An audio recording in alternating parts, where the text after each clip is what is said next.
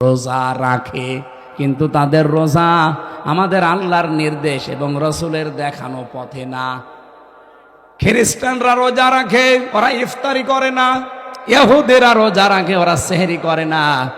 আর হিন্দু যারা কেউ মরে গেল ওরাও রোজা রাখে, উপোস থাকে, ওরা সেহরিও নেই, ইফতারিও নেই।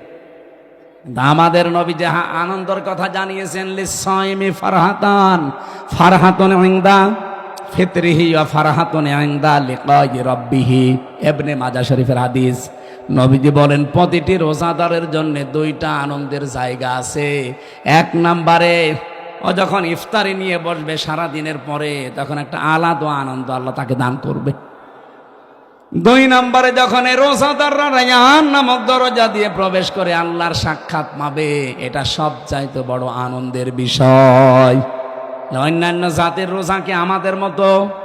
বলেন বলেন। প্রথম নম্বরে কি বললাম? রোজা রাখতে হলে আপনাকে এক নম্বরে ঈমান আন, ঈমানের সাথে। আর ঈমান আনতে হলে আগে আপনাকে তাগুত ছাড়া লাগবে। যারা আল্লাহর বিধান মানে না, মানতে দেয় না, এটা মাইনাস, শয়তান মাইনাস।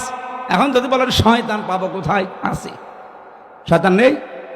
যারা অহংকার করে তারা শয়তান, যারা অপচয় করে তারা শয়তান, যারা যৌনতা ছড়ায় তারা শয়তান।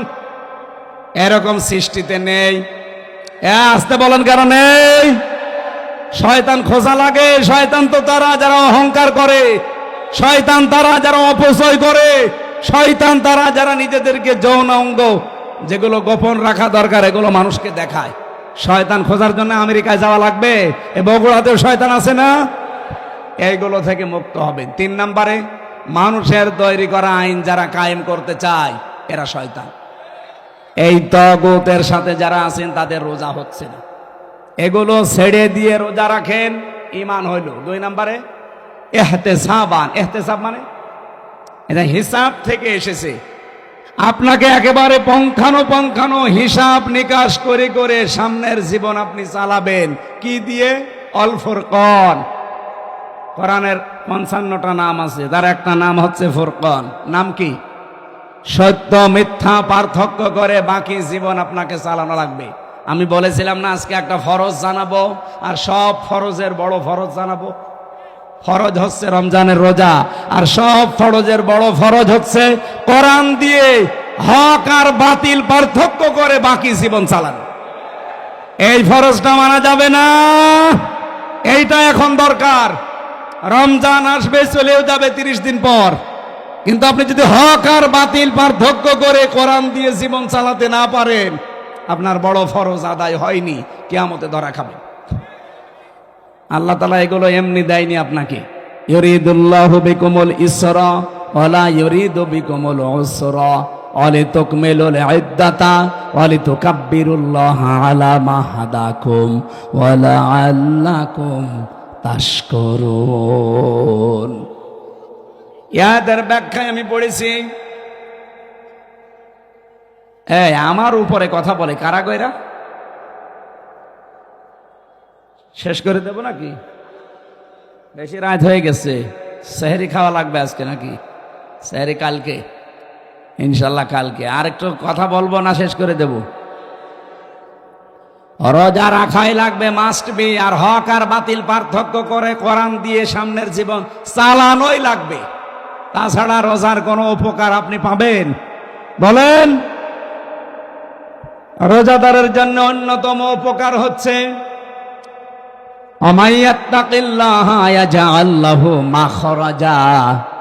রব্বুল আলামিন বলেন, যদি রোজা রাখার দ্বারা মানুষ তাকওয়া অবলম্বন করে, এমন জায়গা থেকে আমি আল্লাহ তার রিস্কের ব্যবস্থা করি যার ধারণাও সে কোনোদিন করে নাই।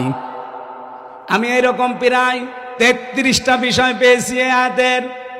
যারা রোজা রাখার দ্বারা তাকওয়া অবলম্বন করবে তাদের তো 27টা উপকার হবে দুনিয়া আখেরাত মিলে। আর 33টার ভেতরে 1 নম্বরে হচ্ছে এমন জায়গা থেকে আল্লাহ তাকে বিপদে পড়লে সাহায্য পাঠাবে, ওর ধারণাও ছিল না যে এই জায়গা থেকে সাহায্য আসতে পারে। 1 নম্বরে পেয়েছি হযরত ইউসুফ আলাইহিস সালামের নাম। এটা সূরা ইউসুফে 12 নম্বর পারা 17 নম্বর পৃষ্ঠার প্রথম নম্বর লাইনের 23 নম্বর আয়াতে পাবেন। وراودته التي هو في بيتها عن نفسه وغلقت الأبواب وقالت هيت لك। রব্বুল আলামিন বলেন যে মহিলার ঘরে হযরত ইউসুফ ছিলেন, ও কিন্তু তাকে ফাঁসলিয়ে নিয়ে গেছে 7 তলা বিল্ডিং এর উপরে, 7টা দরজায় তালা লাগিয়েছে, নিজের কাপড় চোপড় সবগুলো খুলেছে আর ডাক দিয়েছে ওয়াকালাত হাইতা লাক, আমার দিকে আসো। হযরত ইউসুফ প্রথমে তিনি বললেন ক্বালা মাআযাল্লাহ ইন্নাহু রাব্বি আহসানা মাসওয়ায়া ইন্নাহু লা ইউফলিহুজ জালিমুন। আল্লাহর সাহায্য চাই, আমার রব, এখানে রব বলতে আমার যিনি দায়িত্বে আছেন, আপনার স্বামী আজিজে মিসর, এই লোকটা আমার দায়িত্বশীল, তার আমানত আপনি, আমি আপনার খেয়ানত করতে পারি না। ইন্নাহু লা ইউফলিহুজ জালিমুন, এই খেয়াল করেন, ইউফলিহু এটা মোজারে, বর্তমান ভবিষ্যৎ, প্রেজেন্ট ফিউচার। ইউসুফ নবী ওখানে যেই মহিলাকে উদ্দেশ্য করে কথা বলছিলেন, ওখানে মহিলা কয়জন ছিল আরো জোরে বলেন? তাহলে একজন দিলে জালেম দিতে পারতেন, জালিমুন দিলেন কেন? হযরত ইউসুফ যদিও জুলাইখাকে উদ্দেশ্য করে কথাটা বলতে চেয়েছেন, কিন্তু কিয়ামত পর্যন্ত হাজারো জুলাইখার বোন আসবে। কথা বলেন না কেন?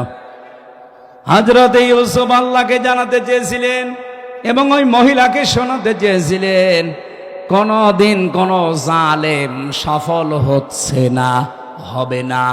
ওই আয়াতটা কোরআনে এখনো আছে না নেই? আরো জোরে বলেন, আছে না নেই? সুতরাং যারা জালেম হবেন, চর্মচোখে মনে হবে হ্যাঁ অনেক কিছু পাচ্ছি, অনেক উন্নতি হচ্ছে, যদি জুলুম আপনার ভেতরে পাওয়া যায়, আল্লাহর কসম কোনদিন আপনি সফল হতে পারবেন না। যে জায়গার ইচ্ছা করেছিলেন ওখানে যাওয়ার আগে আপনার পতন হবে। পৃথিবীর কোন জালেম সফল হয়নি এর আগে, কোনদিন আর হবে? যদি হয় তাহলে আয়াত মিথ্যা হয়ে যাবে, আল্লাহ তার কোরআন মিথ্যা করবে। এজন্য কোন জালেমকে আল্লাহ সফল হতে দেয় না। আর জালেমের বিরুদ্ধে আল্লাহ নিজে কিয়ামতে মামলা দায়ের করবে। বাংলাদেশে 1628 জন মানুষ দায়িত্বে ছিল, এখনো 100 জনের প্রায় 90 জন ওই রকম মানুষই আছে, যারা এই 3টা নাম নির্বাচন করেছে, ডিসি, এসপি, টিওনো। আমার মনে হয় এগুলোকে সব এই মুহূর্তে ছাঁটাই করা দরকার। কারণ এরা যদি থেকে আবার নির্বাচন হয়, সংস্কার না করে ওই আবার দিনের ভোট রাতে হবে, আবার 154 জন হবে। কথা বলছে না কেন? আমরা চাই এগুলো একটাও যেন না থাকে, যারা আছে সবগুলোকে বিদায় করেন। এই 15.5 বছরে যারা বৈষম্যের শিকার ছিল তাদেরকে নিয়ে এসে বসান। আমি কি বেশি বলছি?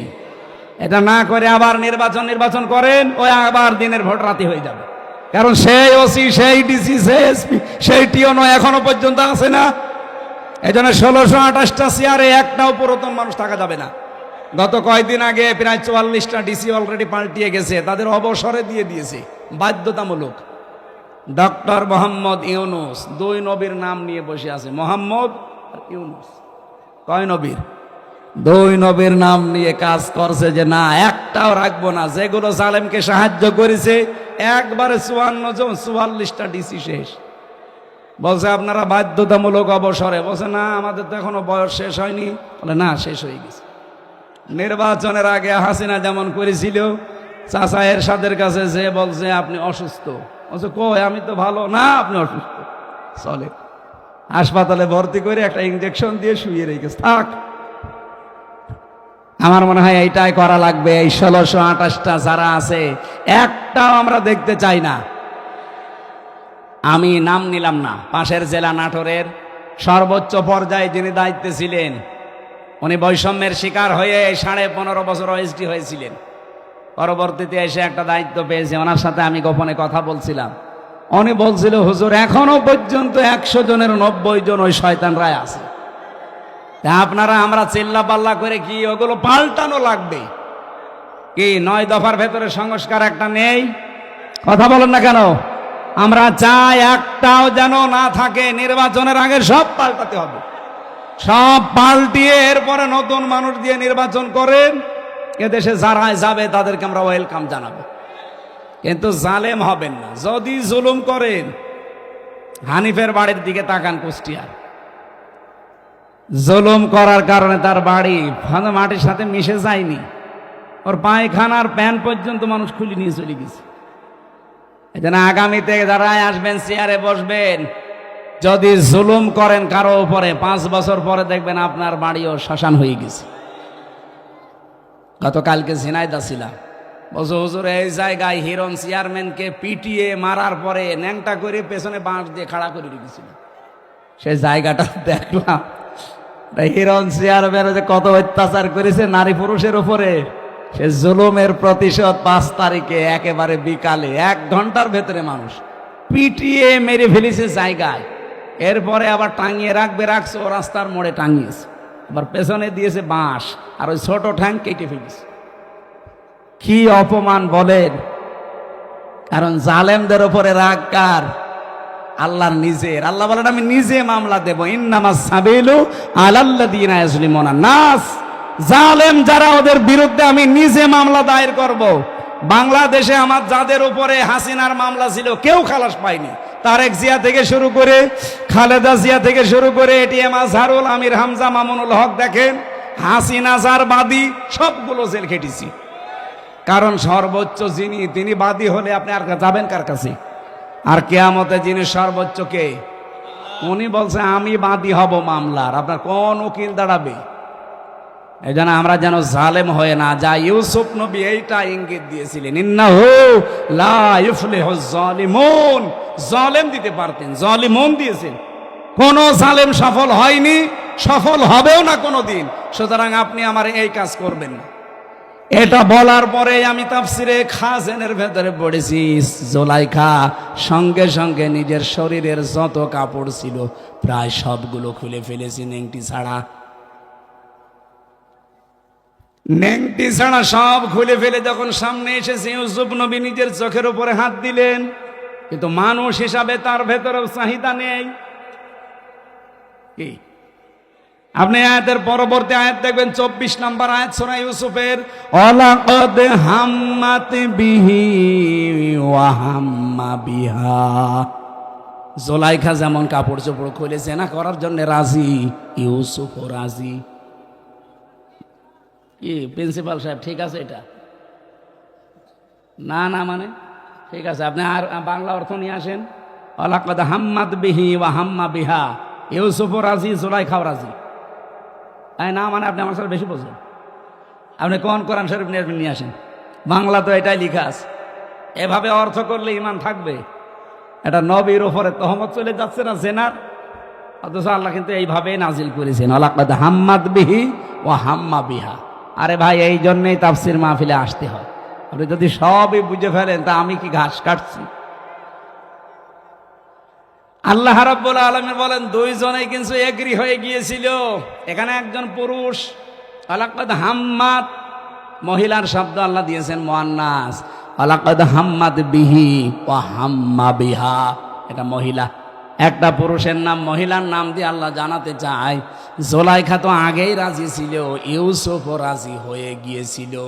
এই যে ইউসুফও রাজি হয়ে গিয়েছিল, এটার ব্যাখ্যায় তাফসীরে জালালাইনের ভেতরে পড়েছি, হযরত ইউসুফ তো মানুষ না ফেরেশতা? আরো জোরে বলেন। মানুষ হিসাবে চাহিদা আমাদের চাইতে ওনার 100 গুণ বেশি ছিল। কারণ আমার হাতের ভেতরে যে শক্তি আছে, হযরত ইউসুফ নবী ছিলেন, এক একজন নবীর ভেতরে আমাদের মতো 100 আমির হামজার শক্তি আছে। আমি মেয়ে লোক দেখলে যদি কন্ট্রোল হতে না পারি, আর তাও যেমন তেমন কালো ধলা, আর উনি পেয়েছে বিশ্ব সুন্দরী, তাও উলঙ্গ। আপনি চিন্তা করতে পারেন, পৃথিবীতে আমি 4 জন মহিলার নাম পেয়েছি, আল্লাহ তাদের সবচাইতে সুন্দর করে বানিয়েছিলেন। 1 নম্বরে আমাদের আদি মাতা হযরতে হাওয়া, 2 নম্বরে জুলাইখা, 3 নম্বরে পেয়েছি হযরতে ইব্রাহিম নবীর বড় স্ত্রী সারা, 4 নম্বরে আমাদের নবীর মেয়ে ছোটটা ফাতেমাতুজ জোহরা। এত সুন্দর করে আল্লাহ জানে বানিয়েছে। আর ইউসুফ নবীও আমাদের মতো সাধারণ ওই হাড় বাল খাওয়া লোক না। কি আপনি বগুড়ার মোড়ে মোড়ে দেখেন ইন্ডিয়া হারবাল, কলকাতা হারবাল, ওনার ভেতরে 100 আমির হামজার যৌবন ছিল। চিন্তা করা যায় কত কঠিন পরিস্থিতি পার করছেন। এই জন্য আল্লাহ বলেন হাম্মাত বিহি ওয়া হাম্মা বিহা। জুলাইখা যেমন রাজি আগে থেকে ইউসুফ রাজি হয়ে গিয়েছিল। লাউলা আর রবরহান রব্বি, যদি তার রব তাকে কিছু দলিল আর প্রমাণ না দেখাতেন। এই যে আমি তাফসির থেকে নোট করেছি, আল্লাহ পাক বলেন তাকে যদি কিছু দলিল প্রমাণ আমি না দেখাতাম সেও কিন্তু রাজি হয়ে গিয়েছিল। কি দলিল দেখিয়েছিলেন? এখানে 3টা জিনিসের নাম আছে জালালাইনে। 1 নম্বরে উনি দলিল দেখলেন ওই ঘরের ভেতরে হযরত জিবরাইল হাজির হয়ে গেছে। কেন হাজির হয়েছিলেন? 1 নাম্বার কারণ হচ্ছে এত কিছু সামনে পাওয়ার পরেও হযরত ইউসুফ এগিয়ে যাননি, উনি খালি পিছাচ্ছিলেন। আর জুলাইখা এগিয়ে যাচ্ছিল। এই যে পিছিয়ে ছিলেন এতটুকু আল্লাহর ভালো লেগেছে। রব্বুল আলামিন এই জন্যেই তার কাছে পাঠিয়েছে প্রথম একটা চিঠি। হযরত জিবরাইল মেলে ধরেছিল, আমি তোমার মালিক বলছি, তুমি কিন্তু জেনা করতে পারো না। 2 নম্বরের দলিল হযরত ইয়াকুব আলাইহিস সালাম, যেন মনে হচ্ছে সরাসরি ঘরের ভেতরে দাঁড়িয়ে বলছে, ইউসুফ আমি তোমার বাবা বলছি, তুমি কিন্তু জেনা করতে পারো না। 3 নম্বরে আকস্মিকভাবে ঘরের ভেতরে একটা অন্ধকার পরিস্থিতি তৈরি হয়ে গিয়েছিল। এই 3টা দলিল দেখার পরে হযরত ইউসুফ মনের ভেতরে যে আশাটা ছিল, ওই আশাটার উপরে ভর করে তিনি কিন্তু জানতেন না যে সবগুলো দরজায় তো তালা মারা, কোনো জায়গায় লাভ নেই। আর মেয়েটাও বলেই দিয়েছে সামনে যে কোনো লাভ হবে না, সব আমার কাছে তালা লাগানো, চাবি এই যে চাবি নিজের কাছে দিয়েছে। হযরত ইউসুফ শুধু মনের উপরে জোর দিয়ে, সূরা নেসার 61 নম্বর আয়াতে আছে, কোরআন শুনলে যারা আনন্দ পায় এরা মুমিন। সূরা আনফালের 2 নম্বর আয়াতে আছে। এর চাইতে আর দলিল কি আমি বেশি করতে পারবো? আল্লাহর চাইতে এত সুন্দর দলিল দুনিয়ায় কেউ দিতে পারে না।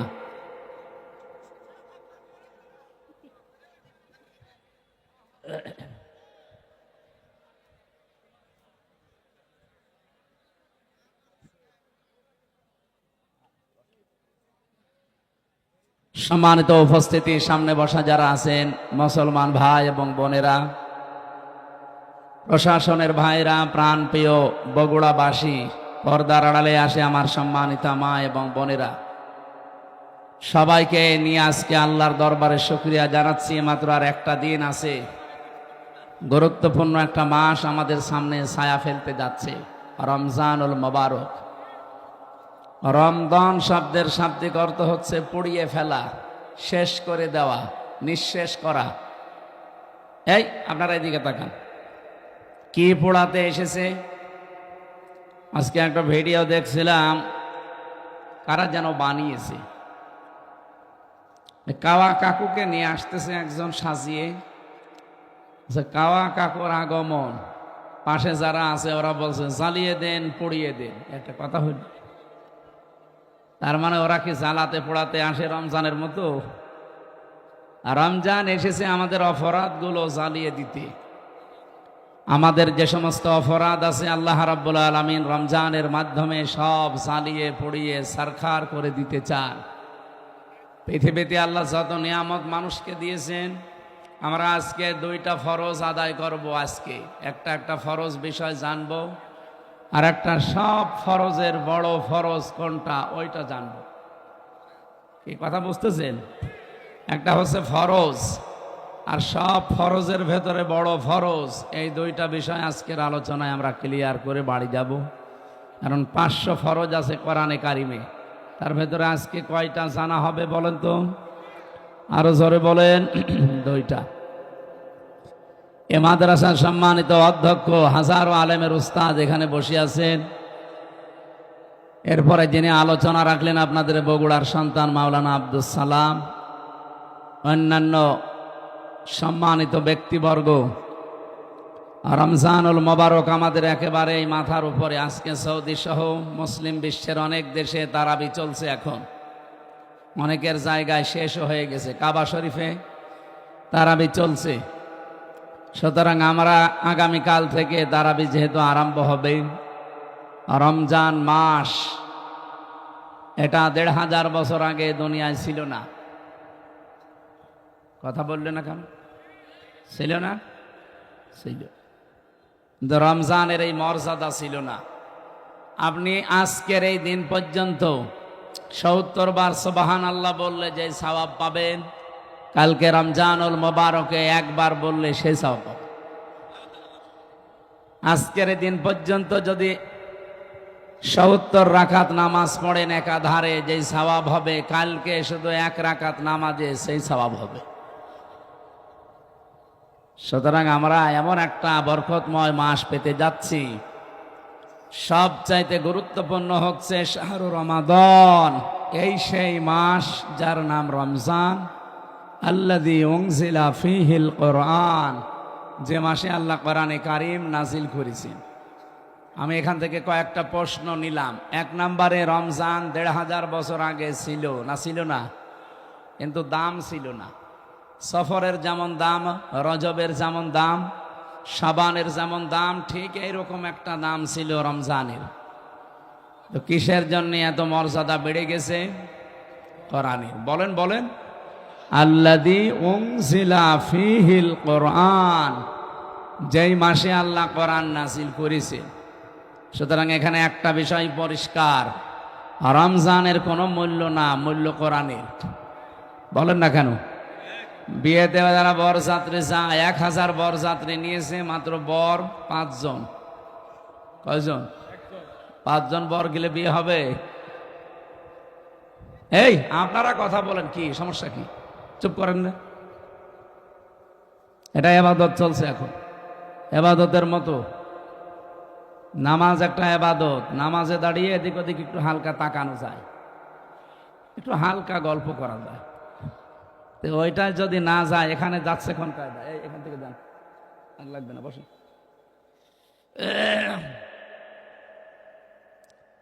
বগুড়াবাসী,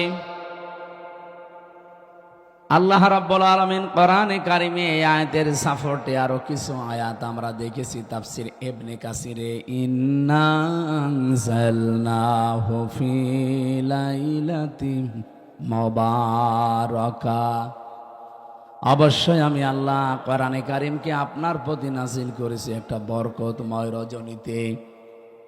কি বরকত তৈরি করেছিলাম? আমি যে বললাম ১,৫০০ বছর আগে মাত্র কোরআনে কারিম নাজিল হওয়া, এর আগে হাজার হাজার কোটি কোটি বছর আগে দুনিয়া তৈরি, তখনও আল্লাহর কোরআন ছিল না? ছিল না? অবশ্যই ছিল। কোরআনে কারিম আমাদের এখানে ছিল না? ছিল লাউহে মাহফুজে। প্রথম রমজানে আমার আল্লাহ প্রথম আসমানে এটা নাজিল করেন। ওখান থেকে ২৭শে রমজান বলে আমরা যেটা জানি, শবে কদরে। ইন্না আনজালনাহু ফি লাইলাতিল কদর, অবশ্যই কোরআনে কারিম আমি নাজিল করেছি লাইলাতুল কদরে। আমা আদরাকা মা লাইলাতুল কদর, হে নবী আপনি জানেন এটা কি? লাইলাতুল কদরি খায়রুম মিন আলফি শাহর। এখানে আলেম আছে যেহেতু, কামিল মাদ্রাসা, খেয়াল করে। আল্লাহ আলফুন শাহরুন দেননি যে ১,০০০ বছর, আল্লাহ দিয়েছেন আলফুন শাহরুন। ১,০০০ বছর এটা নাই, দুইটাই যেহেতু অনির্দিষ্ট, এই জন্য এটা শুধু ১,০০০ বছর হবে না, এটা হাজার হাজার বছর হবে। তাফসীরে মুফাসসির জানাতে চেয়েছেন, হাজার হাজার বছরও পৃথিবীর মানুষের যে উপকার হয়নি, সৃষ্টি জগতের যে কল্যাণ হয়নি, কোরআন যেদিন নাজিল হয়েছে ওই দিন আমার আল্লাহ তামাম পৃথিবীর উপরে তার চাইতে বেশি কল্যাণ করেছেন। কি কল্যাণ দিলেন আল্লাহ? এত দামি একটা রাত বানিয়ে দিলেন যে হাজার হাজার হাজার হাজার মাসের চাইতেও এটা আল্লাহর কাছে উত্তম। কারণ শুধু একটাই, কোরআন দিয়ে আমার আল্লাহ শ্রমিকের মর্যাদা বৃদ্ধি করে দিয়েছেন।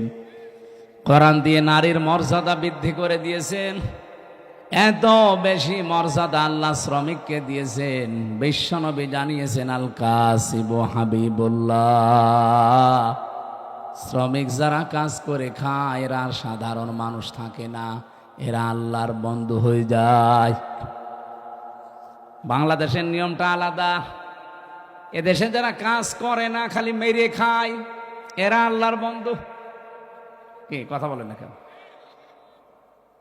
48,000-এর উপরে দরবার আছে এই দেশে। আপনি একটা দরবারের মানুষকে দেখান তো যে দরবারে মানুষ কাজ করে খায়? কোনো কাজ নেই। শুধু হাদিয়া তোফা আসবে বিভিন্ন মুরিদদের। সাতক্ষীরায় আমি এক পীর পেয়েছিলাম, ওনার 12,000 নাকি মুরিদ। প্রত্যেকবার বছরে 2 বার করে অনুষ্ঠান দেয়। বলেন তো, যদি 10 টাকা করে এক একজন মুরিদ দিয়ে যায়, 12,000 মুরিদ, বছরে 2 বার দিলে যা টাকা উঠবে, ওর জীবনে আর কিছু করা লাগবে ওই বছরে?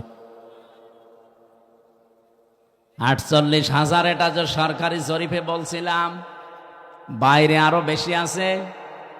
আমি যেটা এখান থেকে আপনাদের জানাতে চাই, এই যে হাজারো দরবারগুলোতে কোনো কাজ কামের ব্যবস্থা নেই, খালি মানুষ বসে খাবে এই চিন্তা করে।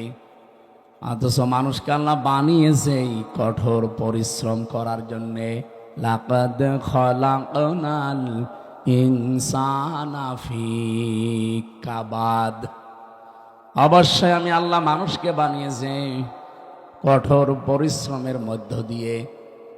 বিজ্ঞান জানিয়েছে মায়ের জরায়ুতে যখন সন্তানটা পড়ে, তার মানে বাবার এই বীর্যটা 1 ফোঁটা যখন পড়ে, 1 ফোঁটা বীর্যের ভেতরে কমপক্ষে 40 লাখ আমির হামজা তৈরি হতে পারে। ওখান থেকে তারা প্রতিযোগিতা করে, দৌড় দিতে আরম্ভ করে।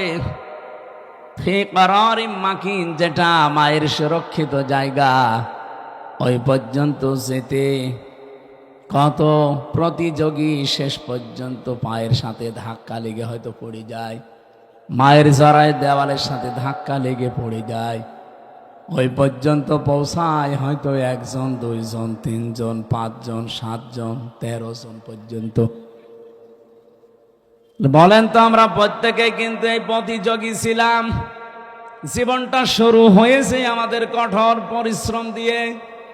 মায়ের জরাও পর্যন্ত কেউ যেতে পারে না। আমার বোন, আমার ভাই যারা আমার সাথে ছিল, সব পেছনে পড়ি মারা গেছে। আমি হামজা একা ওই ফি করারিম মাকিন, সুরক্ষিত এই জায়গা পর্যন্ত আল্লাহ আমারে পৌঁছিয়ে দিয়েছে। ওখান থেকে শুরু করে 40 দিন, এরপরে 40 দিন, এরপরে 40 দিন, এভাবে 6 মাস পর্যন্ত একটা মানুষের ভেতরে ক্ষুধা আসে না। 6 মাসের পরে যখন ক্ষুধার উদ্রেক দেখা দেয়, রব্বুল আলামিন মায়ের মাসিক অসুখ বন্ধ করে তখন নাভির সাথে তার যোগ করে দেয়। এই যে আস্তে আস্তে আপনাকে কত স্ট্রাগল, কত কঠোর পরিশ্রমের মাধ্যমে উপরে তুলতেছে। এরপরে যখন পৃথিবীতে আপনি আসেন, এরম একটা চাপ খেয়ে আসা লাগে। যারা নর্মাল ডেলিভারিতে আসে, এমন একটা চাপ দেওয়া হয় মায়ের জরায়ুতে, কান, মুখ, নাক যা আছে বিভিন্ন জায়গা দিয়ে কিন্তু বদ রক্ত বের হয়ে চলে যায়। বিজ্ঞান এখন জানিয়েছে এই তথ্যটার উপরে ভিত্তি করে কষ্ট মাপার একটা পরিমাপ আছে, যন্ত্র আছে। এই যে বিশাল প্যান্ডেল দেখতে পাচ্ছেন, যদি আজকের সভাপতিকে বলা হয় এটা আপনি একটু মাপ দিয়ে দেন তো, উনি এটা দাড়ি পাল্লায় তুলে দেবে। হ্যাঁ, এটা মাপ দেওয়ার একটা যন্ত্র আছে না? ফিতা দিয়ে মাপবে, গজ দিয়ে মাপবে। এই যে জ্বর যদি হয় আমার শরীরে, এটা মাপার জন্য একটা আলাদা যন্ত্র আছে না? কি কথা বলে না কেন? কি নাম কি? থার্মোমিটার। দুনিয়াতে প্রতিটি জিনিস পরিমাপ করার জন্য আলাদা আলাদা যন্ত্র আমরা জানি আছে। এই আপনারা কথা বলবেন তো, নিয়ে আসলেন কেন? ইয়ার কি মারছে আপনার সাথে? হ্যাঁ, এখান থেকে যান, ঘন্টামি করতে দাঁড়িয়ে আছে। এগুলো তুলে দিন তো, তোলেন এখান থেকে। হ্যাঁ, এখানে কি করে বেয়াদব? ছাত্রলীগ নাকি?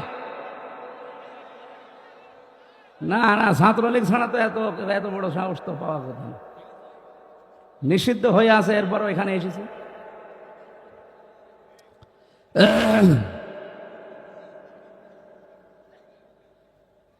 কে নিষিদ্ধ না? ওরা নিষিদ্ধ জিনিস এখানে আসবে কেন? আমাদেরকে 1 তারিখে নিষিদ্ধ করেছিলেন, আমরা 5 দিন গা ঢাকা দিয়েছিলাম।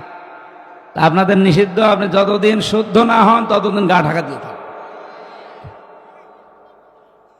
স্বরাষ্ট্র উপদেষ্টা গত পরশুদিন কি ঘোষণা দিয়েছেন দেখেছেন? যদি কোনো জায়গায় কোনো ডাকাত, চোর, ছিনতাইকারী, চাঁদাবাজ ধরতে পারেন, জায়গায় মেরে ফেলবেন, কোনো বিচার নেই। এরকমই হওয়া দরকার। যা আরম্ভ করেছে ওরা, আজকে আমি প্রশাসনের সাথে একজনের কথা বলছিলাম আসার সময়, বলছে এখন যে বিশৃঙ্খলাগুলো তৈরি হচ্ছে সব ওদের ভেতর থেকে আমাদের ভেতরে ঢুকতেছে, যেন এই সরকার ব্যর্থ হয়ে যায়। এই জন্য খুব সতর্ক থাকা লাগবে ভাই। এই ছেলে, এমন এক চড় দেবো না কানের নিচে, জায়গা মতো বসে পড়বেন আপনি। বিয়াদবের বাচ্চা, বিয়াদব। 14 বার কথা বলা লাগে, ভণ্ডামি করার জন্য আসে। একজন যদি দাঁড়িয়ে থাকে না সামনে, এমনি মেজাজটা খারাপ হয়ে আসে। এরপরে যদি এত ডিস্টার্ব হয়, কথা বোঝানো যায়। গতবার গাবতলী থেকে আসার সময় এই মাহফিলে আমি বের হয়েছিলাম, ওখান থেকে 9টা থেকে এই জায়গায় এসে 10টায় উঠবো, কিন্তু ওসি সাহেব আমার এমন তাড়া দিয়েছে, এক তাড়ায় প্রায় 1.5 কিলোমিটার শুধু দৌড়িয়েছি, তাও মাঠের ভেতরে। এই আগস্টের 5 তারিখের পরে ওই ওসি সিরাজগঞ্জ গোল চত্বরে দেখা করছে। রাত 2টার সময় আমি চা খাচ্ছি বসে, আমি, আব্দুল বারী রশিদি ভাই, এরপর হোসাইন আহমেদ, মাহফুজ, আরো 2 জন ছিল। এসে বলছো হুজুর মাফ করে দেন। কে ভাই আপনি? আমি ওই সেই গাবতলী থানার ওসি। আরে শয়তান, এইদিকে তোরাই তো খুঁজছি, কোথায় ছিলি এতদিন? বলছো হুজুর আমারে বদলি করে দিয়েছে, আমার নামে বিভাগীয় মামলা হয়েছে, আমি এখন কক্সবাজারে ওই টেকনাফে আসি চুরি করি, মাফ করবো, আগে টাকা ফেরত দেন। ওই দিন আমারে তো ধরতে পারেননি, গাড়িটা ধরিয়ে, ড্রাইভারে ধরিয়ে, আব্দুল বারী রশিদির ওর গাড়ি ধরিয়ে, আব্দুল সালামের গাড়ি ধরিয়ে আপনারা 1,13,000 টাকা নিয়েছেন। ওই টাকাগুলো ফেরত দেবেন, এরপরে আপনার মাফ হবে। হুজুর টাকা নেই, মাফ কিসের? 7 দিন সময় দিলাম, টাকা ফেরত দেওয়া লাগবে। টাকা ফেরত দিয়েছে 1 লাখ। পুলিশ যে টাকা ফেরত দেয় বাংলাদেশে মনে হয় এই প্রথম। তাছাড়া আপনি পেয়েছেন পুলিশ 10 টাকা ফেলে ছাড়ে না। আমি প্রথম জেলখানায় গিয়েছিলাম যখন থানার হাজতে ছিলাম, ওখান থেকে যখন জেলে নিয়ে যাবে কয়েকজন তো দেখতে গেছে, বের হওয়ার সময় আমার কাছে টাকা ছিল মাত্র 10 টাকা। আমরা বলছো টাকা, টাকা পাবো কোথায়? বলছে না আমরা জানি আপনাকে যারা দেখতে এসেছিল কিছু দিয়েছে। ওরে আল্লাহ, তো জিব্রাইল সব বলে দিচ্ছে। শেষে 10 টাকা দিলাম, তাও খুশি। যারা 10 টাকা বলেন তো পাওয়ার পরে আর ছাড়তে চাই না, তারা 1 লাখ টাকা ফেরত দিয়ে দিল। এ কি দেখেছে? আমার 13,000 হুজুর মাফ করে দিন। যা তোরে মাফ করে দিলাম, অন্তত লক্ষাধিক টাকা তো ফেরত দিল। সেই জায়গা থেকে আজকের এই ডোমন পুকুর। আমি এর আগেও 1 বার না 2 বার এসেছিলাম। ওই আপনাদের ওই যে কি এমপি ছিল একজন, বাবলু সাহেব, উনি থাকতে। এরপরে তো 3 বছর গেল ভেতরে, আসতে পারি নাই। গত বছর আসার চেষ্টা করেছিলাম।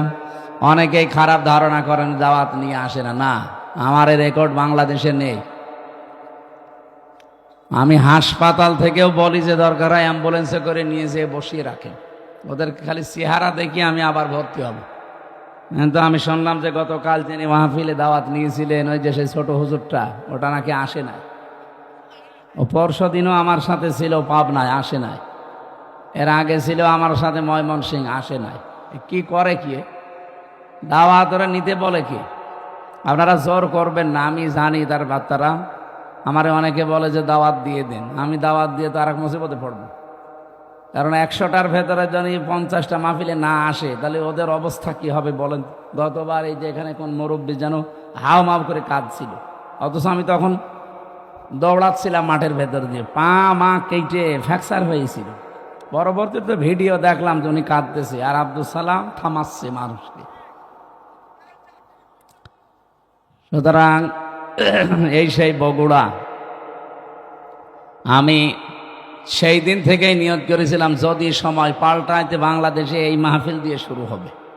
যেন আজকে এই মাহফিল শেষ, আগামীকাল থেকে যেহেতু রমজান, প্রিন্সিপাল সাহেব আমার বাসায় জেল থেকে বের হয়ে প্রায় 2 বার গেছে।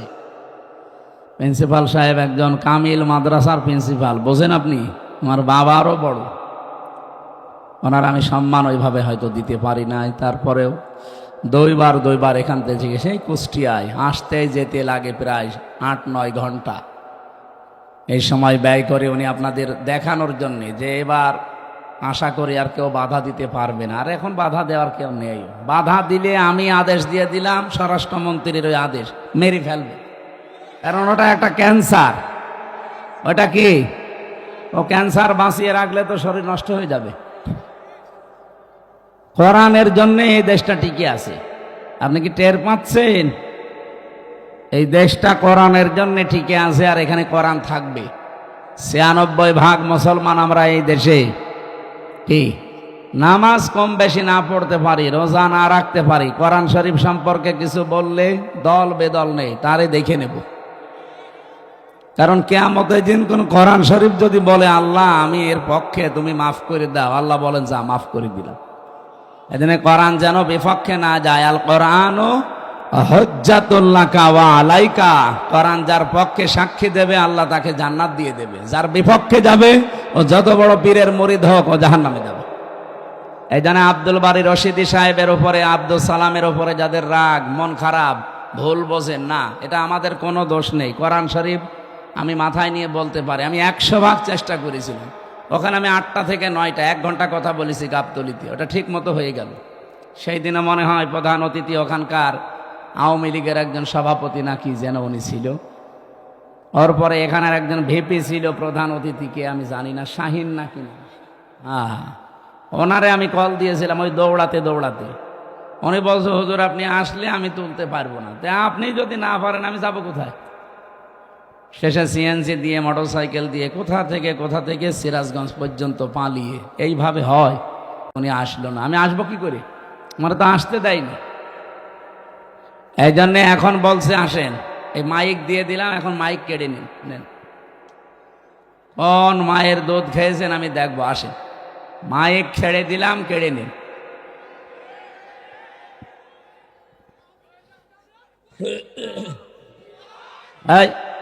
এখন ওইটা আর নেই, যেহেতু বলার দরকার নেই, 27 পালিশ।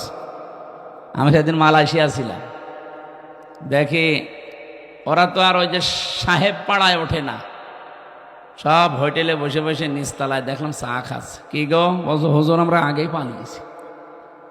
কেন সাহেব পাড়ায় উঠবেন না?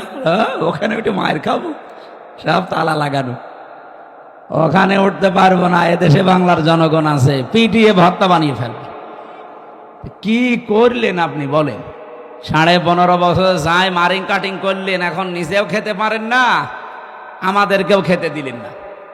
কি কথা বলেন? এখন যত টাকা পাচার করেছিলেন, টাকাগুলো যদি এই দেশে থাকতো, এই যে প্রায় 36 লাখ যুবক এখন বেকার, এদের বেকার থাকা লাগে? বাইরের দেশে যারা রাস্তা ঝাড়ু দেয়, টয়লেট পরিষ্কার করে, রুটি বানায়, আমি নিজে দেখেছি। কেন এই কাজ করা লাগবে বাইরে? যে এদেশটা এত সমৃদ্ধশালী আর এত সম্পদ আল্লাহ এখানে দিয়েছে, বাইরের রাষ্ট্রগুলো পাগল হয়ে যাচ্ছে, বিশেষ করে চীন তো পাগল হয়ে যাচ্ছে দেশটাকে উন্নত করার জন্য, শুধু টাকা ঢালবে। আপনি টাকা নেই তো কি দেখে ঢালবে তারা? এতদিন যে মানুষগুলো দায়িত্বে ছিল, আমাদের যারা ছিল এরা তো না, দায়িত্ব তো পালন করেছে দাদারা যা বলেছে তাই করেছে। ওরা আমাদেরকে ভয় দেখাতো আমরা নাকি না খেয়ে মারা যাবো। আরে ভাই, আমাদের বছরে 1 মাস না খেয়ে থাকা ফরজ। কালকে থেকে 1 মাস না খেয়ে থাকা কি? বলেন বলেন, কেন? আল্লাহর হুকুম তো আছেই, আরো 27টা কায়দা আছে। রব্বুল আলামিন বলেন ওয়াং তাসুমু খায়রুল লাকুম ইন কুনতুম তা'লামুন। যদি তোমরা রোজা রাখো, সিয়াম সাধনা পালন করো, তোমাদের জন্যই ভালো হবে, উপকার হবে যদি তোমরা বোঝো। আয়াতটা নিয়ে চিন্তা ভাবনা করলাম, না খেয়ে থাকার ভেতর আবার উপকার কি? কষ্টই তো। কি? না খেয়ে থাকার ভেতরে তো কষ্ট, উপকার কিসের? 2টা বিষয় আমি পেয়েছি। 1 নম্বরে রব্বুল আলামিন বলেন রমজানের দ্বারা যেহেতু আমার উদ্দেশ্য মানুষ তাকওয়া অবলম্বন করবে, ইয়াউমা নাহশুরুল মুত্তাকিনা ইলার রহমানি ওয়াফদা। সূরা মারইয়ামের 85 নম্বর আয়াত। কিয়ামতের ওই ময়দানে যখন লক্ষ কোটি কোটি মানুষেরা হাজির হবে, ওই ময়দান থেকে কিছু মানুষকে আল্লাহ আলাদাভাবে অতিথি বানিয়ে রায়ান নামক দরজা দিয়ে প্রবেশ করাবে। তারা হচ্ছে মুত্তাকি। বলেন তো রোজা রাখার দ্বারা উদ্দেশ্য কি? মুত্তাকি। বলেন বলেন। এর পরের আয়াতে দেখেন অনাসুকুল মুজরিমিনা ইলা জাহান্নামা ওয়িরদা। রব্বুল আলামিন বলেন যারা পাপিষ্ঠ এদেরকে আমি আল্লাহ তৃষ্ণার্থ, ওয়িরদা মানে তৃষ্ণার্থ, ক্ষুধার্ত অবস্থায় ধাক্কা দিতে দিতে জাহান্নামের দিকে নিয়ে যাব। আমি চিন্তা করলাম ওয়িরদা দিল কেন আল্লাহ? এমনিতে ধাক্কা দেন, আমি জাহান্নামে পড়ে যাই, আবার আমাকে দুর্বল করবেন, তৃষ্ণার্ত করবেন, ক্ষুধার্ত অবস্থায় নিয়ে যাবেন কেন? আমার ছোট্ট মাথায় এসেছে এখান থেকে পৃথিবীতে আল্লাহ রোজা দেওয়ার পেছনে যত কারণ, তার অন্যতম কারণ ধনীদেরকে আল্লাহ বোঝাতে চায় যে না খেয়ে থাকলে কি হয় দেখ। যেহেতু মানুষেরা অনেকেই না খেয়ে থাকে, ক্ষুধার্ত থাকে, তৃষ্ণার্ত থাকে, তাদের ওই দুঃখ, কষ্ট, যন্ত্রণায় ধনীদেরকে আল্লাহ বোঝানোর জন্যই রোজা দিয়েছেন। এই রোজা যারা রাখে নাই, এই মুজরিম, এই পাপিষ্ঠদেরকে আল্লাহ এমন ধাক্কা দেবে যখন ক্ষুধার্ত এবং তৃষ্ণার্ত থাকবে। বলেন নাউজুবিল্লাহ। রোজা রাখার দ্বারা 3 নম্বরে উপকার যেটা, মানুষ যেহেতু মুত্তাকি হবে, দুনিয়ায় যেহেতু মুত্তাকিদের অনেক কষ্ট হয়, এই জন্যে মুত্তাকি মানুষগুলো শুধু চোখ বন্ধ করতে দেরি হবে। ওয়া উজলিফাতিল জান্নাতু লিল মুত্তাকিনা গায়রা বাঈদ। রব্বুল আলামিন বলেন আমার মুত্তাকি বান্দাদের দুনিয়ার জীবন শেষ হলে ওদের আর কোনো কষ্ট নেই, এমনকি জান্নাতেও হেঁটে যাওয়া লাগবে না। উজলিফাত এই শাব্দিক অর্থ হচ্ছে নিকটবর্তী করে দেবে আল্লাহ। আপনাকে জান্নাত ডাক দিয়ে কাছে নিয়ে তারপরে ঢোকাবে, আপনাকে হেঁটে জান্নাতে যাওয়া লাগবে না। গায়রা বাঈদ, দূরে থাকবে না। জান্নাত আপনার একেবারে কাছাকাছি আল্লাহ পাক পৌঁছিয়ে দেবে। জান্নাতের নিয়ম হচ্ছে জান্নাতের কোনো দরজা বন্ধ থাকে না। হাত্তা ইদা জাউহা ওয়া ফুতিহাত আবওয়াবুহা ওয়াকাল। এই আয়াতটা আমি সেলখানায় যেয়ে বুঝেছি। এর আগে আমি বহু তাফসির পড়েছি, আলেম যারা আছেন তাদেরকে বলছি। এবার আপনারা হয়তো এটা জেনেছেন কিনা আমার জানা নেই। জেলে যাবার পরে আয়াতটা আমার কাছে ক্লিয়ার হয়েছে এইভাবে, আল্লাহ পাক জাহান্নামের যত জায়গায় বর্ণনা দিয়েছেন কোরআনে, জাহান্নামের দরজাগুলো বন্ধ থাকবে এই কথা আছে। জাহান্নামের দরজা কি থাকে? সব বন্ধ থাকে সব সময়, 24 ঘন্টা অলওয়েজ। এইটা পেয়েছি আমি। হাত্তা ইযা জাউহা ফুতিহাত আবওয়াবুহা, এখানে মাঝখানে ওয়া নেই। আল্লাহ পাক বলেন জাহান্নামের ফেরেশতারা যখন ধাক্কা দিতে দিতে ওকে জাহান্নামের গেটে নিয়ে যাবে, জাহান্নামের দরজা তো সব সময় বন্ধ থাকে। যিনি দারোয়ান ফেরেশতা আছে, মালিক দায়িত্বে, তিনি দরজা খুলে দেবে। প্রবেশ করার সঙ্গে সঙ্গে আবার দরজা আটক হয়ে যাবে। কিন্তু জান্নাতের দরজা কোনো সময় আল্লাহ বন্ধ রাখে না, 24 ঘন্টা ওপেন রেখে দেয়। এই মানুষগুলো যখন জান্নাত কাছে নিয়ে এসে আপনাকে প্রবেশ করাবে, জান্নাতের দরজা তো বন্ধ নেই, খোলাই থাকবে। জেলখানায় গিয়ে আজটা বুঝলাম এইভাবে, আমি এর আগে জানতাম না যে জেলখানা এভাবে 24 ঘন্টায় বন্ধ থাকে। কিন্তু এখন দেখলাম যে জেলখানা কিন্তু 24 ঘন্টা তালা লাগানো। যখন কাউকে নিয়ে যায় তালা খুলে ভেতরে ঢুকিয়ে দেয়, আবার যখন ভেতর থেকে আসবে কেউ বের হলে আবার বন্ধ করে দেয়। জাহান্নাম আল্লাহ কিন্তু 24 ঘন্টা পাহারাদার দিয়ে বন্ধ করে রাখে দরজা। জান্নাতি মুত্তাকি বান্দাদের যে বর্ণনা বলছিলাম, এদের যেন কষ্ট না হয় এজন্য জান্নাত কোনো দূরে থাকবে না, একেবারে কাছাকাছি নিয়ে এসে দেবে আল্লাহ। 27টা উপকারের কথা আমি তাফসিরে মাযহারিতে পড়েছি। আমি আলেমদেরকে বলছি নোট করে আপনি নিজে মানুষকে শোনাবেন। 1 নম্বরে উপকার হচ্ছে মাত্র 2017 সালে এটা আবিষ্কার হয়েছে, অটোফেজি। নাম শোনেননি? যেই বিজ্ঞানী এটা আবিষ্কার করেছে ইউশোনারি ওসামি, এর বাড়ি জাপানে। চিকিৎসা বিজ্ঞানের উপরে গবেষণা চালিয়ে লোকটা নোবেল পর্যন্ত পেয়েছে, নোবেল পুরস্কার। 2017 সালে উনি চিন্তা ভাবনা করেছে মানুষের এই শরীর নিয়ে। পুরা বডির ভেতরে 2 কোটির উপরে কোষ তিনি পেয়েছেন। কত কোষ পেয়েছেন? 2 কোটি। কিন্তু এই 11-12 মাসে একাধারে মানুষ যখন খাবার খেতেই থাকে, তখন ওই পাশাপাশি কিছু কোষ তৈরি হয়। ওই কোষগুলো শরীরের এই 3.5 হাত বডিতে 2টা ক্ষতি করে। 1 নম্বরে আপনার শরীরে হয় ক্যান্সার হবে, নাই টিউমার হবে। বিজ্ঞান এখন 5.5 কেজি রক্ত পেয়েছে আমাদের শরীরে। এই 5.5 কেজি রক্তের ভেতরে 5 প্রকার ক্যান্সার হয়, আর টিউমার হয় 3 জাতের। হয়তো কোনোটা ফুলে ওঠে, কোনোটা ভেতরে থাকে, কোনোটা ফলেও না ভেতরেও থাকে না, রক্তের সাথে আস্তে আস্তে মিশে যায়। এই যে কোষ যেগুলো বৃদ্ধি হয়েছে 11-12 মাস ধরে, এইগুলোর কারণে এই সমস্যাটা তৈরি হয়। চিন্তা করলেন কিভাবে এই কোষ থেকে মানুষকে মুক্ত করা যায়। তিনি 13 বছর একাধারে গবেষণা করেছিলেন। সর্বশেষ তার গবেষণা এটাই এসেছে যে 12 মাসের যদি একটা মাস কেউ দিনের বেলা না খেয়ে থাকতে পারে, 29 কি 30 দিন একাধারে, তাহলে আসল আল্লাহ যে কোষ দিয়েছিলেন 2 কোটি, বাকি যে কোষগুলো বৃদ্ধি হয়েছে ওই কোষ যখন কিছু খেতে না পায় তখন ওই পাশেরটা খাওয়া আরম্ভ করে।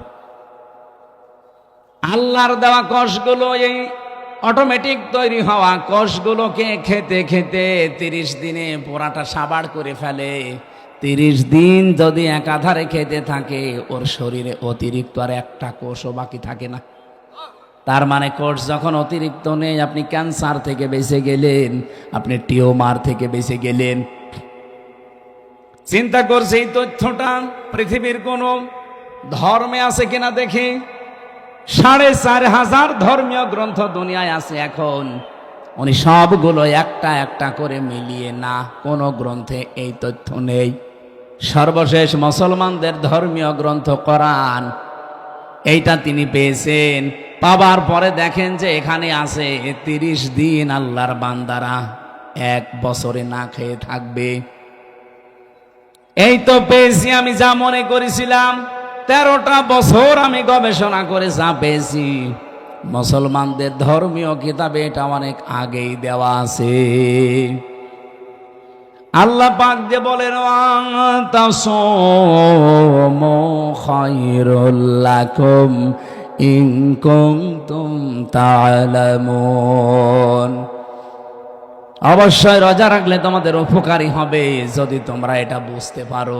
যেহেতু বিজ্ঞানী এখন বুঝেছে, তথ্য আমরা পেয়ে গেছি, এজন্য ফামাং শাহিদা মিনকুমুশ শাহরা ফালিয়াসুম, তোমাদের ভেতরে কেউ যদি রোজার মাস একবার পেয়ে যায়, আল্লাহ বলেন অবশ্যই সে যেন রোজা রাখে। এটা কিন্তু গত বছর যারা আদায় করেছে, এবছরে অনেকে কবরে চলে গেছে।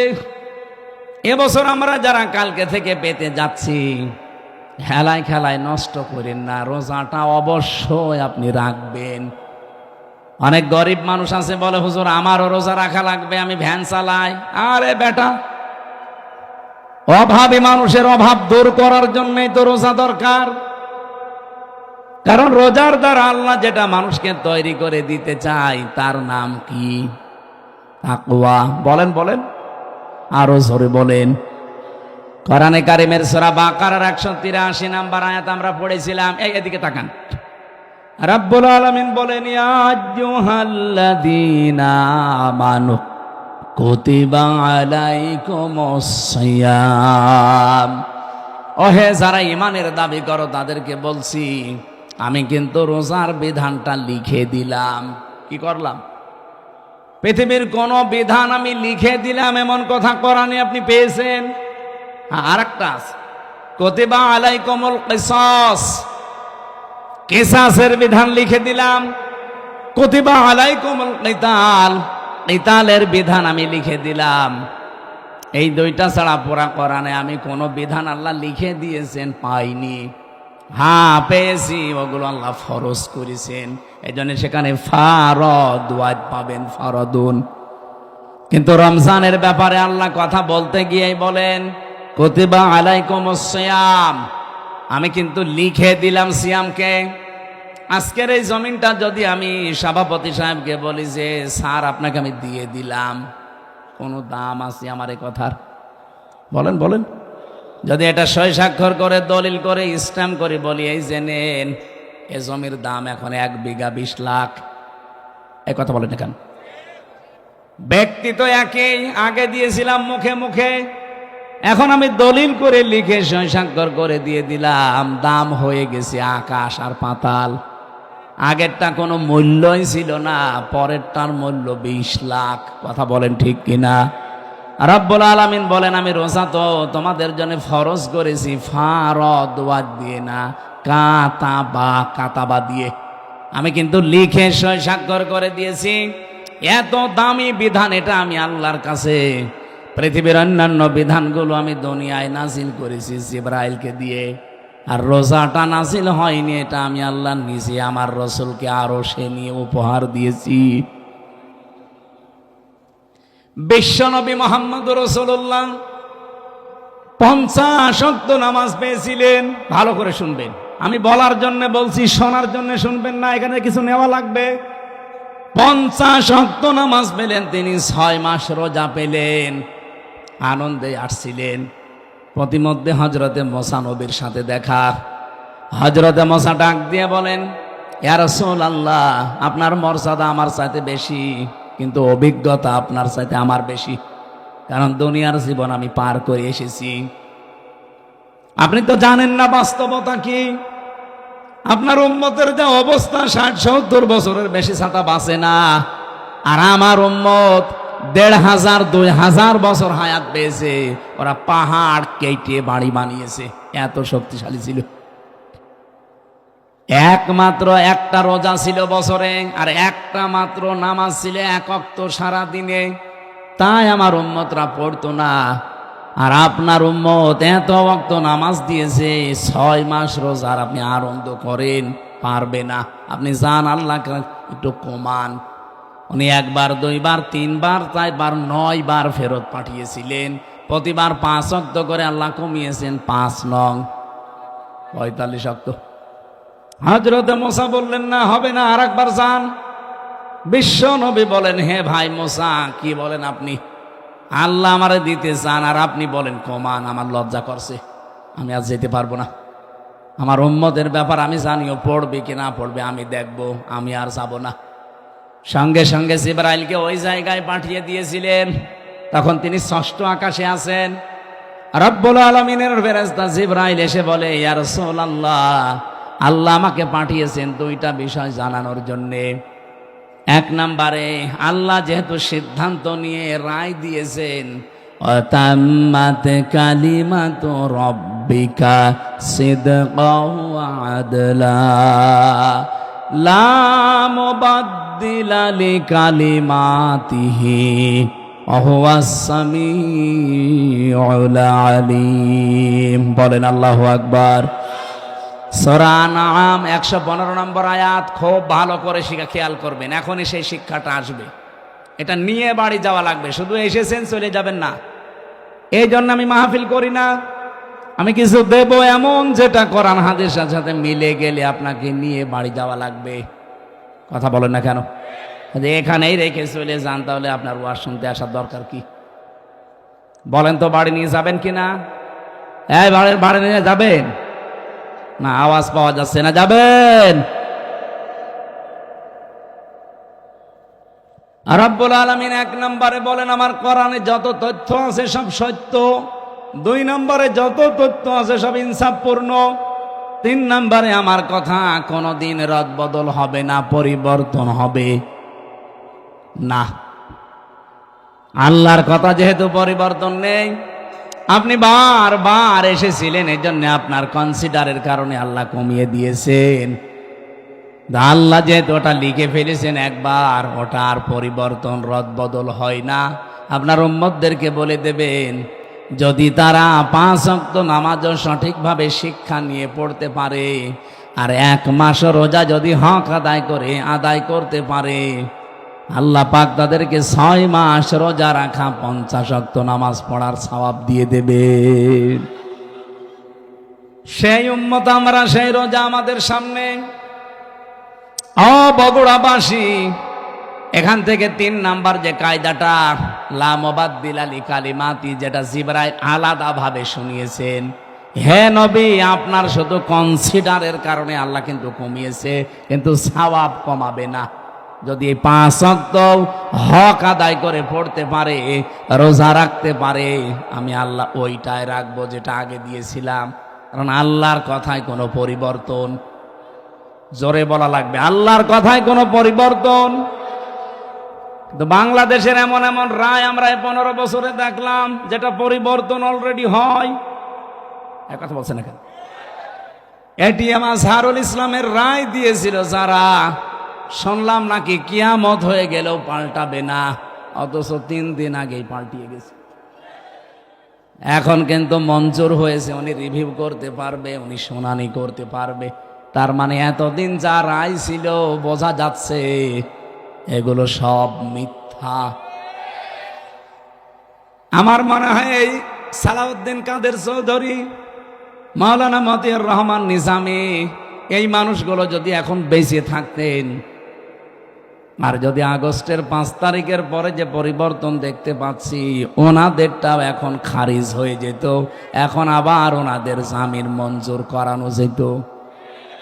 হ্যাঁ, কিছু বদনসিব মানুষ আছে যাদের ভাগ্য খারাপ, এই মানুষগুলো এখন আরম্ভ করেছে এই 25 তারিখের পর থেকে যে না, ওনার সাজা হয়ে গেছে, ওনার মঞ্জুর করা ঠিক হয়নি। সাজা হয়ে গেলে যদি তার এটা আপিল ডিভিশনে মঞ্জুর করা ঠিক না হয়, তারেক জিয়া সাহেবের 9 বছর সাজা হয়েছিল, তার স্ত্রীর 3 বছর সাজা হয়েছিল। এই কথা বলছে না কেন? খালেদা জিয়ার 6 বছর সাজা হয়েছিল। কেন তাদেরকে সাজা থেকে মুক্ত করে মুক্ত জীবনে তাদেরকে ফিরিয়ে দেওয়া হবে? ওনাদের মামলা ইনাদের মামলা, সাজা তো সবারই এক। আপনি কেন পক্ষপাতিত্ব করেন? এই কথা যদি কেউ বলে, আল্লাহর অভিশাপ তার উপরে, তার বিবেক বুদ্ধি সব মারা গেছে। সালাউদ্দিন কাদের চৌধুরী চট্টগ্রামের, উনি বেঁচে থাকলে এখন মুক্ত জীবনে ফিরে আসতে পারতেন। আমার যতটুকু বাস্তবতায় ধারণা, হাসিনার আমলে 15.5 বছরে যারাই মিথ্যা মামলা, মিথ্যা সাক্ষীর কারণে জীবন নষ্ট হয়েছে, কোনো বিচার লাগবে না, কোনো রায় লাগবে না, সব ছেড়ে দেওয়া লাগবে। কিসের বিচার? ও তো সব বানিয়ে বিচার করেছিল। নয়তো খালেদা জিয়ার নামে যে মামলা দিয়েছে, আপনি বলেন তো, এতিমের টাকা আত্মসাৎ করা মামলা, এই টাকা আরো 6 ডবল বৃদ্ধি হয়েছে, তারও তো আরো নোবেল দেওয়া দরকার, আর তারে আরো 6 বছর জেলে দিয়েছে। এগুলো কেন দিয়েছে? এক কাপড়ে তারে বাড়ি থেকে বের করে, তারে 6 বছর ছেলে, এমনকি এই কঠিন অবস্থায় তারে ফেলে রাখা ট্রাক দিয়ে বাড়ির সামনে, সবগুলো হাসিনার শুধু রাগের বহির্প্রকাশ। ও কিন্তু অলরেডি বলেও ফেলেছে যে আমি ওই বাড়ি থেকে খালেদাকে তাড়িয়ে দেব, একবার নিয়ত করেছিলাম, সেই নিয়ত উনি দেখালো। ম্যাডাম ওই দিন এক কাপড়ে বের হয়েছে, কান্নাকাটি করেছিল, তামাম দুনিয়া কেঁদেছে তার কান্না দেখে। অথচ এখনো পর্যন্ত অনেক মানুষ বলছে না, ওগুলো সব ভুলে গেছি, বাবা শাহজালাল সব হালাল। হালাল করবেন? হালাল করে কি হয়েছে ইতিহাসে? 54 বছরের দিকে তাকান, কি হয়েছে আপনি টের পাচ্ছেন? 75 সাল থেকে শুরু করে আপনি তাকান, যাদেরকে এভাবে হালাল করেছেন তারা কি বাঁশটা দিয়েছে। বাঁশ দেওয়ার সময় তো একটু চেঁচে ছুলে দেয়, তাও দেয়নি, পুরাটাই দিয়েছে। এখন যদি আবার সব হালাল করে নেন, এমন বাঁশ দেবে না জীবনে বাপ বলার সময় পাবেন না।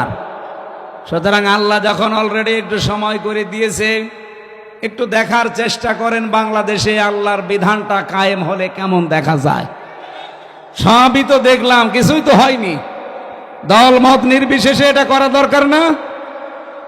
50 ওয়াক্ত নামাজ দিয়েছিল, 50 ওয়াক্ত নামাজ শুধু পড়ার জন্য আল্লাহ দেয়নি, বলেছিল নামাজ কায়েম করবা। এই জন্য পড়া কোরআন শরীফের ভেতরে এক জায়গায় আছে মাত্র নামাজ পড়ার কথা। কয় জায়গায়? কোন জায়গায়? ফাসল্লি লি রব্বিকা, ফাসল্লি লি পর্যন্ত ঠিক আছে। বাংলাদেশে বহু মানুষ নামাজ পড়ে, কি করে? হয়তো লোক দেখানোর জন্যে, ভোট পাওয়ার জন্যে, অথবা মানুষ যেন বলে যে না লোকটা নামাজি, এই জন্যে। কথা বলে না কেন? কিন্তু এর পরের শব্দ কি? ফাসল্লি লি রব্বিকা। শুধু নামাজ পড়লেও হবে না, রবের জন্য পড়া লাগবে। আর যারা রবের জন্য নামাজ একবার আরম্ভ করে, আপনি দেখবেন তামাম দুনিয়া একদিকে, তার নামাজ আপনি বাদ দিতে পারবেন না।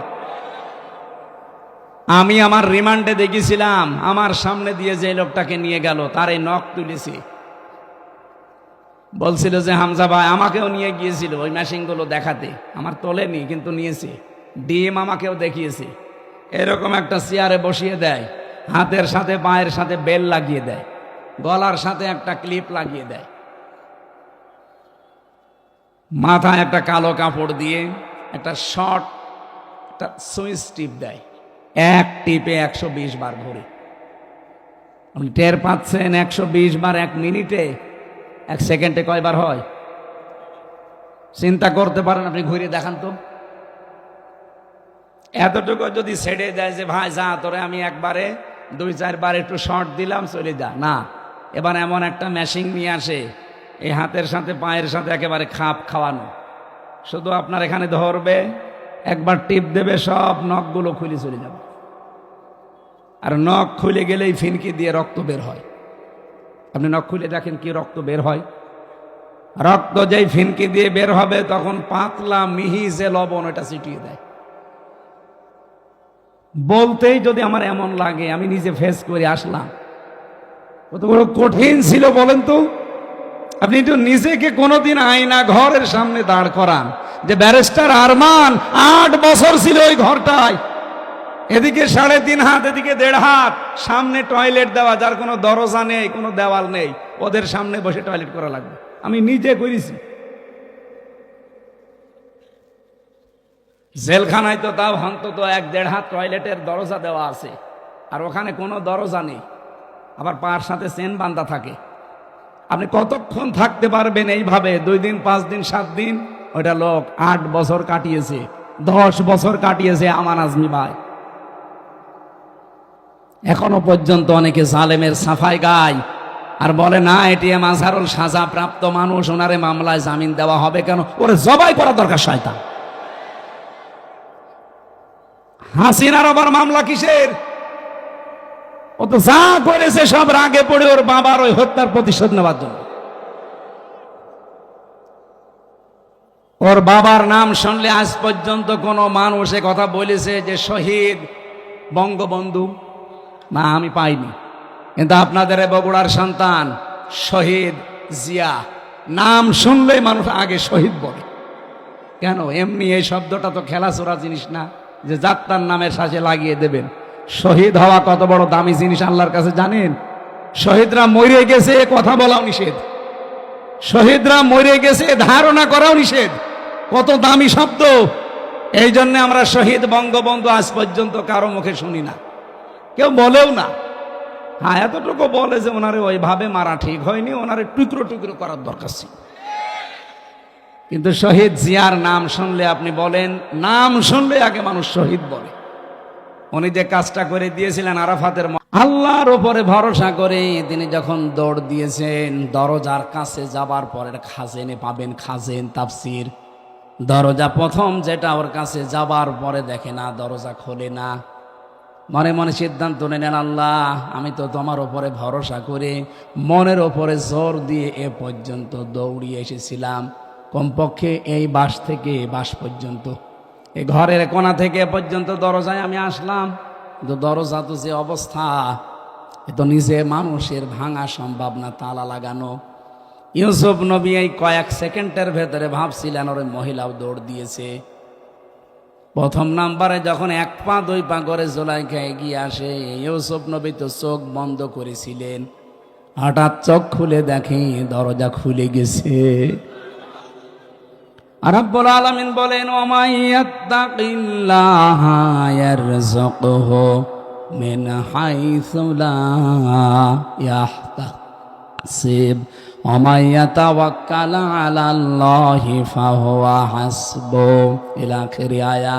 সূরা তালাকের 2 এবং 3 নম্বর আয়াতে আছে, আল্লাহর প্রতি কেউ যদি তাকওয়া অবলম্বন করতেই পারে, অবশ্যই আল্লাহ এমন জায়গা থেকে তার রাস্তা তৈরি করে দেয় তার ধারণাও ছিল না। ইউসুফ নবী কোনো দিন ধারণা করে নাই যে দরজা খুলতে পারে। খুলেছে কে? কিসের কারণে? তাকওয়া। বলেন বলেন। আমরা রমজান আল্লাহ দিল এইটা তৈরি করার জন্যে। নারী পুরুষ সত্যি যদি এইটা তৈরি করতে পারি 1 মাসের ভেতরে, আগামী বাকি জীবনে এমন এমন জায়গায় বিপদে পড়বেন, সাহায্য আল্লাহ পাঠাবে যেটা ধারণাও আপনার ছিল না। ওই আল্লাহ এখনো নেই। ওই আল্লাহর দিকে তাকিয়ে রমজানের হক আদায় করে রোজা রাখার চেষ্টা চালানো দরকার। আমি শেষ করে দিলাম না, এখানে কিছু কাজ আছে না, মানে আমি শেষ করছি না। হ্যাঁ, এইটা কি করেন আপনারা? হ্যাঁ, ভেতরে যারা দাঁড়িয়ে আছেন ব্যাগ নিয়ে আপনারা দাঁড়ান, দাঁড়িয়ে ওই পাশ থেকে এই পাশে চলে আসেন, এরপরে আমি শুরু করছি। এখানে আমাদের প্রধান অতিথি আজকে মিল্টন ভাই না? প্রধান অতিথি। এত ব্যস্ত মানুষ এতক্ষণ বসে আছেন, আপনি 2 মিনিট দোয়া চেয়ে চলে যেতে পারতেন। এতক্ষণ বসে আছে আলহামদুলিল্লাহ আমাদের বড় ভাই মিল্টন ভাই, উনি আপনাদেরকে সালাম দেবে, দোয়া নেবে, এরপর আমার আলোচনা দেখি কতদূর কি করা যায়, এরপরে দোয়া করব। মাহফিল তো বছরের মতো এটাই শেষ। বাবা শাহজালাল আজকে সব হালাল করে থুয়ে যাব। ভাইয়ের কাছে দেন। এই সভাপতি আছে আমাদের শাহাবুদ্দিন স্যার, এরপরে আমাদের মিল্টন ভাই আছে। এই কথা বলেন না কেন? আপনি বলেন, আপনি ঘোষণা দিয়ে দেন নাম। এই মাইকটা দেন, মাইকটা দেন। এই যারা টাকা পয়সা দিতে চান ওনাদের কাছে দিয়ে দেন। বিসমিল্লাহির রহমানির রহিম।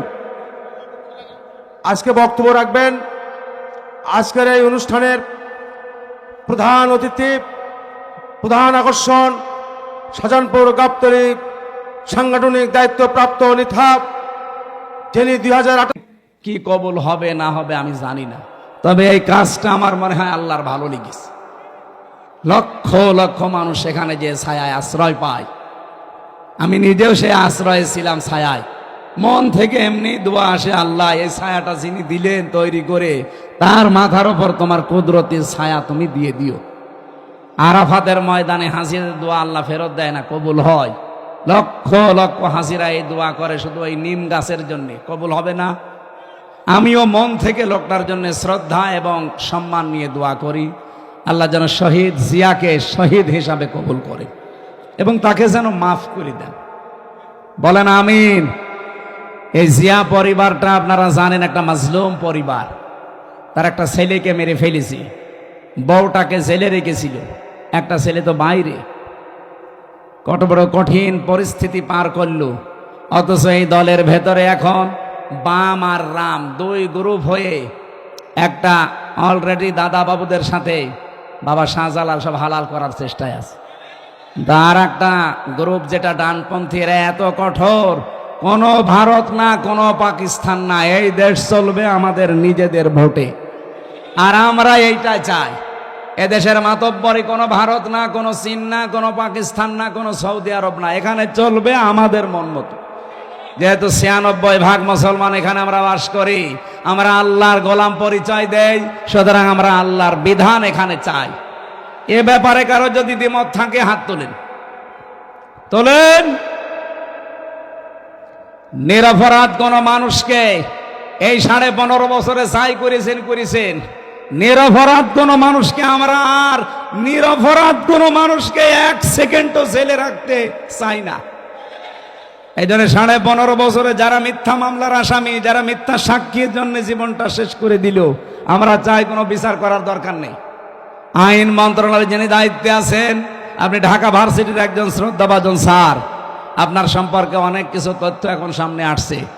আশা করছি সাপ তুলতে যে কি কেসও খুঁড়তে যে আবার সাপ বেরিয়ে যেন না আসে। এটা আমার সামনে শুধু এই 10,000 20,000 মানুষ না, এখন 18 কোটি মানুষ আমার সামনে, এটা রেকর্ড হচ্ছে, সারা দুনিয়া চলছে। সবার পক্ষ থেকে আমি আহ্বান জানাচ্ছি আমার ইমানের দাবি থেকে, এটিএম আজহারুল ইসলামকে নিঃশর্তে মুক্তি দিয়ে তার কাছে ক্ষমা চাওয়া হোক।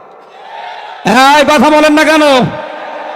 এই বৈধ দাবিতে আপনারা নেই? কারা আছেন দেখি তো ভাই, লিল্লাহে তাকবীর। দেখেন তো হাত তোলেনি কে?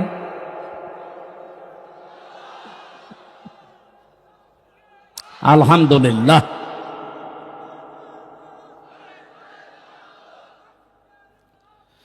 আমার ভাইরা,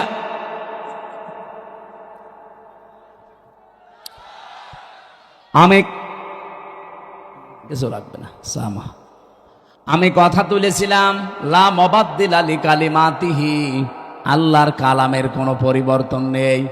বাংলাদেশের কালামগুলো যে পরিবর্তন এখন হয়ে গেল, এটার দ্বারা আজ আন্তর্জাতিক যে বিচার ব্যবস্থা আছে কি কি পরিগণিত হচ্ছে এই দেশটা, আপনি বলেন। সারা বিশ্ব থেকে দেখেন ধিক্কার আসবে যে এই যে বানানো বিচার ব্যবস্থা, ট্রাইব্যুনাল, সবগুলো একজনের আদেশে চলেছে, আর ওনাকে আদেশ দিয়েছে ওনার দাদারা। কথা বলেন না কেন? কি মান থাকলো দেশের? আমাদের দেশটা ডুবিয়ে ফেলেছে একেবারে। সারা দুনিয়া থেকে এখন কিন্তু কথা অলরেডি আসতেছে যে তাহলে এটিএম আজহারুল ইসলামকে যদি সত্যি এখন রিভিউ মঞ্জুর করে, তাহলে এর আগের গুলো ওই রকমই ছিল। এটা তো সব দেখছি বানানোই ছিল। ট্রাইব্যুনালও বানানো, বিচারপতিও বানানো, সাক্ষীও বানানো, প্রসিকিউটর বানানো। এই কথা বলছে না কেন? যিনি বাদী মামলার তিনিও বানানো। কারণ যাদেরকে সাক্ষী দেওয়ার জন্য নিয়েছে, শুনলাম নাকি একজন সাক্ষীর বয়স, উনি জন্মই নিয়েছে 1974 সালে, আর সাক্ষী দিয়েছে 1971 সালে। তার মানে পেটের ভেতরেও আসে নাই, তখনই সাক্ষী দিয়ে ফেলেছে। এটা যে পুরা একটা বানানো শখ ছিল, এ দেশের মানুষ এখন একেবারে 100% বুঝে ফেলেছে। আল্লাহর নবীর এই হাদিস থেকে যে বর্ণনা দিচ্ছিলাম, 6 মাস রোজা কিন্তু লিখিত ছিল, কোন রদ বদল আছে? বলেন বলেন। আল্লাহ পাক বলেন আপনার উম্মতদেরকে আপনি দ্বিতীয় এইটা জানাবেন, সত্যি ওরা যদি 1 মাস হক আদায় করে রোজা রাখতে পারে, আমি আল্লাহ পাক গ্যারান্টি দিলাম 6 মাস রোজা রাখার পুরা সওয়াবে আমি দিয়ে দেব। এখন হক আদায় করে এই রোজাটা কি? বিশ্বনবী বলেন মান সামা রমাদানা ঈমানা ওয়া ইহতিসাবান গফিরা লাহু মা তাকদ্দামা মিন যামবি। এদিকে তাকান, এখানে শিক্ষা আছে। যে ব্যক্তি রোজা রাখে রমজান মাসে ঈমান এবং ইহতিসাবের সাথে, এটা কি? দুইটা বিষয়ে হাদিস আমরা সেই জন্মের পর থেকে শুনেছি, কিন্তু কোনোদিন চিন্তা ভাবনা করেছেন এখানে কি দিয়েছেন আল্লাহ। যে ব্যক্তি রমজানের রোজা রাখে দুইটা জিনিস নিয়ে, এদিকে তাকান। এখানে কথা বলেন কেন? পরে পরে একটু পরে পরে, আগে এই দুইটা শুনে তারপরে যাবেন। আমি আপনাকেও জিজ্ঞাসা করবো, প্রিন্সিপাল সাহেব, আপনাকে বলা লাগবে, এতদিন পড়াচ্ছেন, এই দুইটা বলা লাগবে। কেউ যদি সত্যিই রমজান মাসে রোজা রাখে, কয়টা জিনিস সামনে নিয়ে? বলেন বলেন। 1 নম্বরে ঈমান আন, কিসের সাথে? এখন প্রশ্ন আসতে পারে, আমার ঈমান তো আছে, আমি তো ঈমানের সাথে রোজা রাখি না।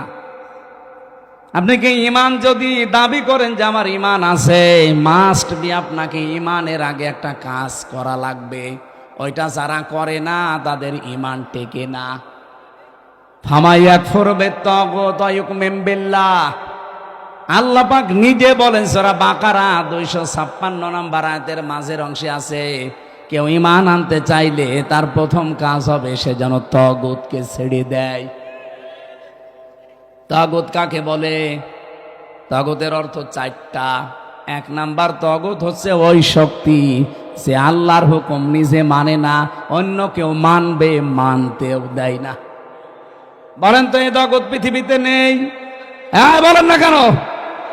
চারিপাশে আমাদের এই শক্তি আছে, নিজেও মানে না, কেউ মানবে মানতেও দেয় না।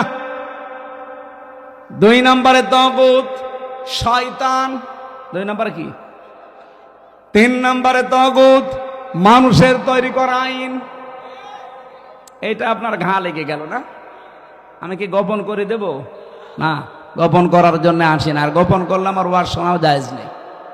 সুতরাং মানুষের তৈরি করা আইন যারা দুনিয়ায় প্রতিষ্ঠা করার কাজ করেন, আপনি কিন্তু তাগুত। আপনার ঈমান এখনো আনাই হয়নি। আর আপনার এই যে ঈমান দিয়ে আপনি রোজা রাখবেন, রোজার যে পরবর্তী শব্দ গফিরা লাহু মা তাকদ্দামা মিন যামবি, আপনার সব অপরাধ আল্লাহ মাফ করে দেবে। দেবে কি করে? আপনি তো রোজা রেখেছিলেন ঈমান ছাড়া। আপনি কি মনে করেন যে পৃথিবীর অন্যান্য ধর্মে যারা আছে তারা রোজা রাখে না? আমি বাইরের দেশগুলোতে ইহুদিদের সাথে মিশেছি, খ্রিস্টানদের সাথে মিশেছি, বৌদ্ধদের সাথে মিশেছি, আর মুশরিক তো পাশেই আছে।